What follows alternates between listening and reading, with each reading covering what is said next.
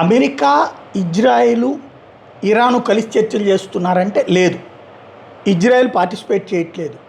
అసలు అమెరికా ఎక్కడ చర్చలు చేస్తుందో ఎవరికీ తెలియదు. ఇరాన్కి సంబంధించిన ఎవరు చర్చల్లో పాల్గొంటున్నారో కూడా ఎవరికీ తెలియదు. ఎందుకంటే ఇరాన్ అధ్యక్షుడు అక్కడే ఉన్నాడు, ఆయన ఏ టీంని పంపించలేదు. IRGC Islamic revolutionary guard corps కమాండరే పోయాడు. ఇప్పుడు కొత్తగా ఎవరినో పెట్టారు. అతను నిన్ననే ఇంకా అతను ఛార్జ్ తీసుకున్నాడో లేదో కూడా తెలియదు, అనౌన్స్మెంట్ చేశారు. లైక్ మన అజిత్ దోవల్ తరహాలో నేషనల్ సెక్యూరిటీ అడ్వైజర్ టైప్లో పెట్టారు అతన్ని. వాస్తవంగా అసలుకి ఐఆర్జీసీ హెడ్ అతను ఎవరిని పంపించలేదు. అప్పటికే 2 రోజుల నుంచి చర్చలు జరుగుతాయి అంటున్నారు. మొక్తజా ఖొమైనీనేమో బతికున్నాడో లేడో తెలియదు, అతను చావు బతుకుల మధ్యన ఉన్నాడు, స్పృహలో లేడని అమెరికానే చెప్పింది. కాబట్టి అతను ఎవరినో ఆ పాయింట్ పంపించే పరిస్థితి లేదు.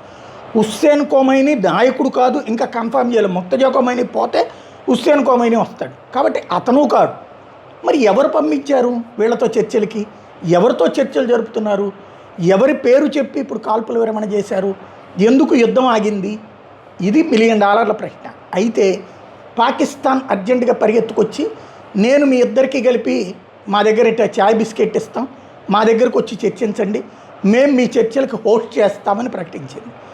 పని చూసుకోరా, పైకి వెళ్ళి ఆడుకోరా అని చెప్పింది ఇరాన్. అదే సందర్భంలో ఇంకెవరు అటు గల్ఫ్ దేశాలు కానీ వీళ్ళు ఎవరు చేయట్లే. కానీ అదే ఇరాన్కి సంబంధించినటువంటి రాయబారి మొహమ్మద్ ఫతాలి భారతదేశాన్ని జోక్యం చేసుకోమని అడుగుతున్నాడు. ఇరాన్, ఇజ్రాయెల్ యుద్ధం ఆపడానికి భారతదేశం జోక్యం చేసుకోవాలి, భారతదేశం మధ్యవర్తిత్వం చేస్తే మాకు సమ్మతమే అని చెప్తున్నాడు. ఇది కీలకమైన అంశం. వాస్తవంగా ఇప్పటికే నరేంద్ర మోడీ అటు గల్ఫ్ దేశాల అభిప్రాయాలు తీసుకున్నారు, ఇటు ఇరాన్ అభిప్రాయం తీసుకున్నారు, అటు అమెరికాతోనూ మాట్లాడారు, ఇటు ఇజ్రాయెల్తోనూ మాట్లాడారు.